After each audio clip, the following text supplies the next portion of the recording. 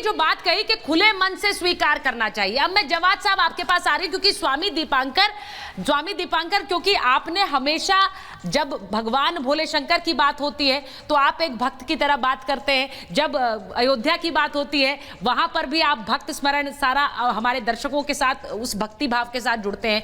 आज आगरा की बात इसलिए कर रही हूं क्योंकि मथुरा की बात तो ईदगाह की बात काफी समय से चल रही है, लेकिन आगरा में जो देवकी नंदन जी ने कह दिया कि हमारे श्री कृष्ण वहां पर सीढ़ियों के नीचे है और वहां इसीलिए रखा गया, औरंगजेब की मंशा यह थी कि पैरों के नीचे रहे भगवान।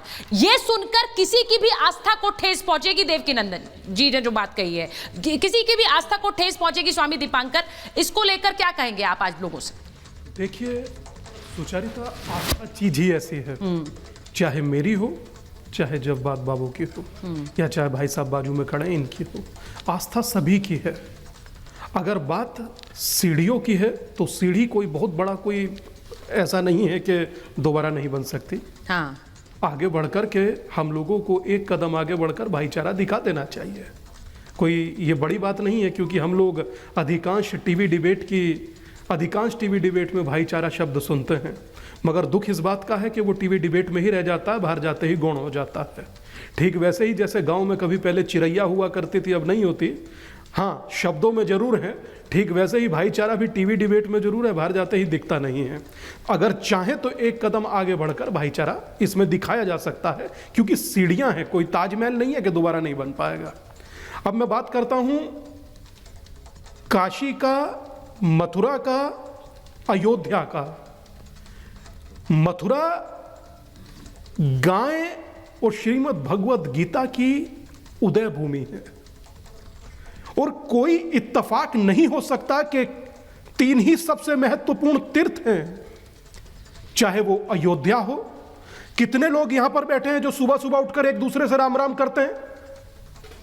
देखिए जरा सुचारिता अपने पीछे, देखिए, मतलब सुबह में उठेंगे राम राम, क्या हाल है भैया, हाँ। दोपहर होगी राम राम, ठीक है कल मिलेंगे, शाम होगी राम राम, अच्छा भैया फिर बात करता हूं, और अंतिम विदाई होगी तो राम नाम सत्य है। जिनके बचपन से लेकर के अंतिम क्षण तक ये नाम जुड़े हों, उनसे उनके आदर्शों को कैसे आप पृथक कर सकते हैं? और जब बात